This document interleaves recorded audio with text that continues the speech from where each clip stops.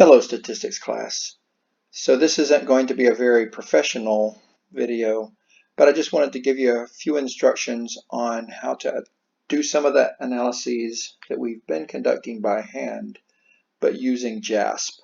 Now, there are lots of videos on YouTube for how to do different statistics in JASP. Most of those are better than the one that I'm doing for you right now. So if you have any questions, feel free to Google those, or of course you can email me. I should also be available by chat during class time on Friday. But before you load JASP, you should go into Canvas and download a data set called 16 October. That's the data set that we'll be using. And once that's done, you can go to the menu, open, computer, downloads, and there are our data. We'll bring them in, and you'll see the familiar sample of colleges from Georgia with their student to teacher ratios, the number of students per teacher, with their graduation rates, and then with some new measures. So I've added each school's admission or acceptance rate, so the percentage of applications that they receive that result in acceptance letters. 25% of the applicants get accepted at Emory, 65% at Agnes Scott, and so forth.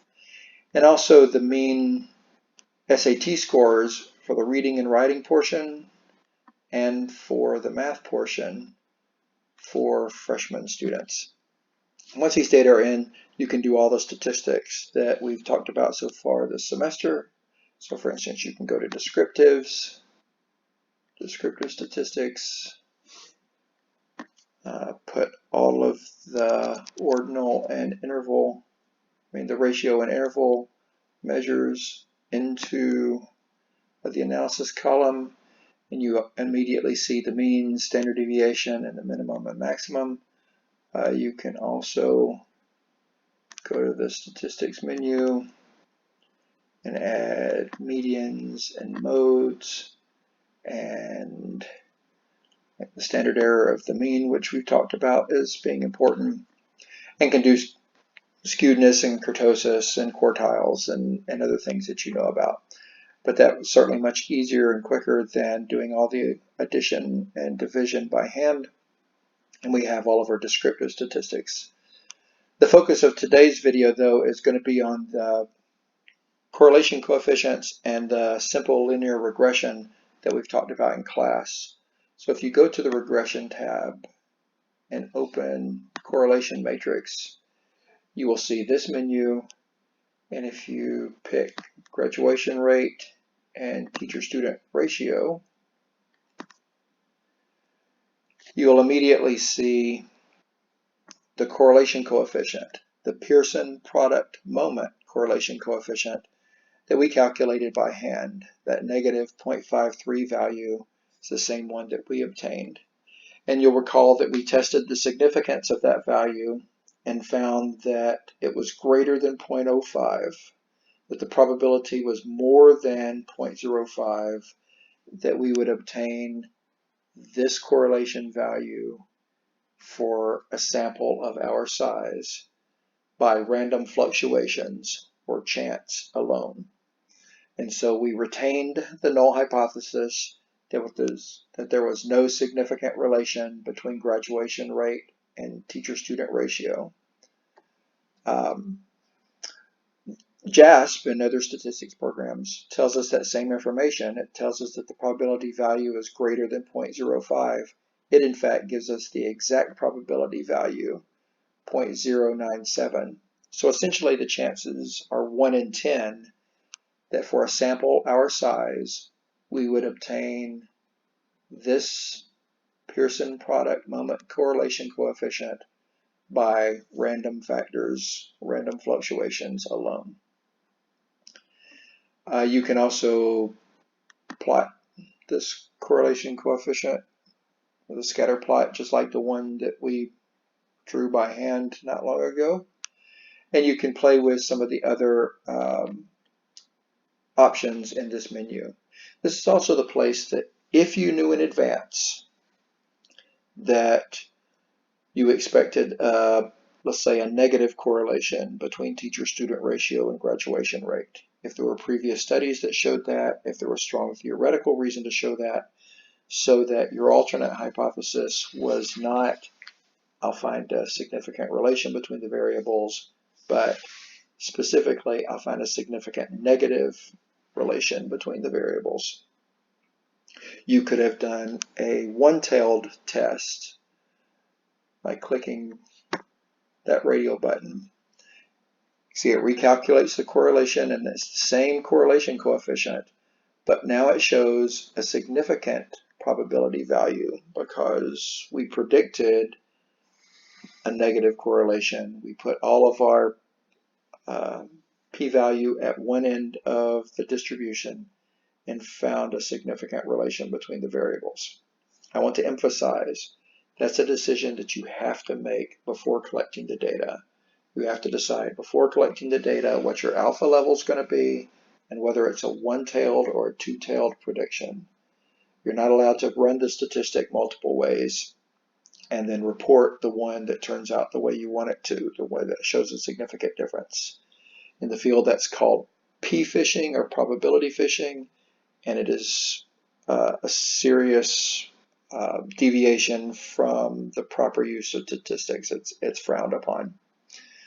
So we'll go back to our two-tailed test because we didn't know how that relation was going to turn out when we collected the data.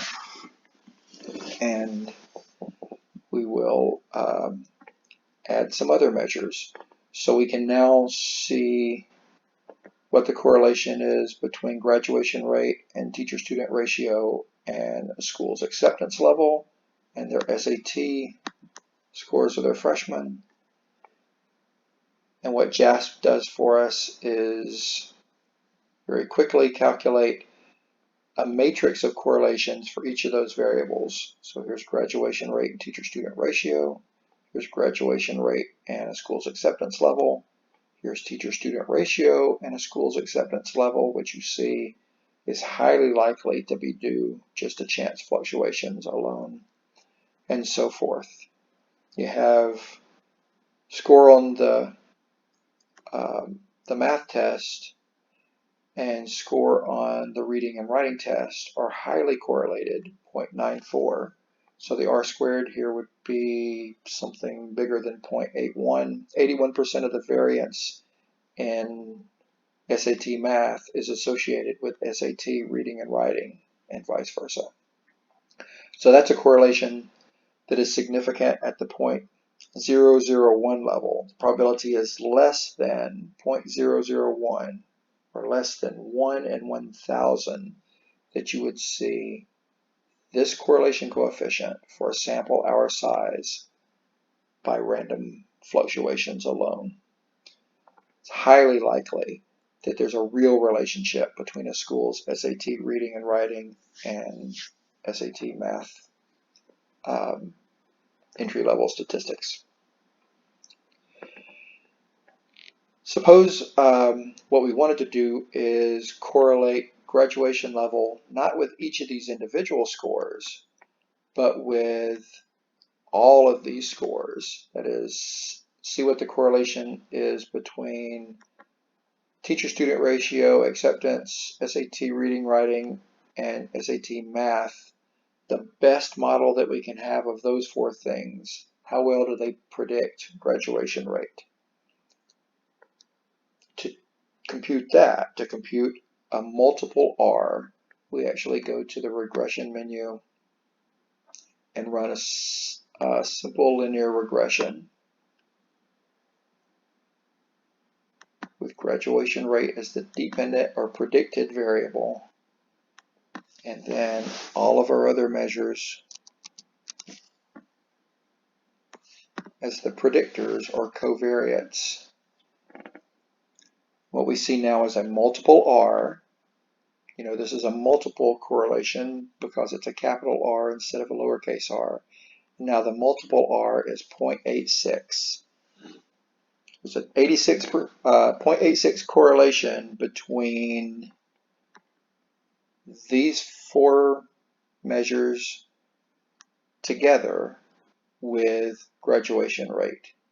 In other words, we're now accounting for 74% of the variability. If we're trying to predict graduation rate and we use all four of these variables together, we can account for about 3/4 of the variability in graduation rate, much more than we could account with any one of these predictors alone.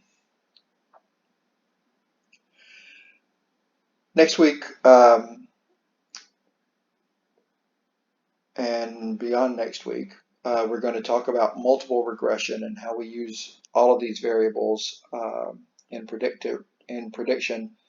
But what I'd like for you to do now is back some of these variables out. So let's take teacher-student ratio out and the two SAT values out, because all we've studied so far is linear regression with one variable predicting another variable.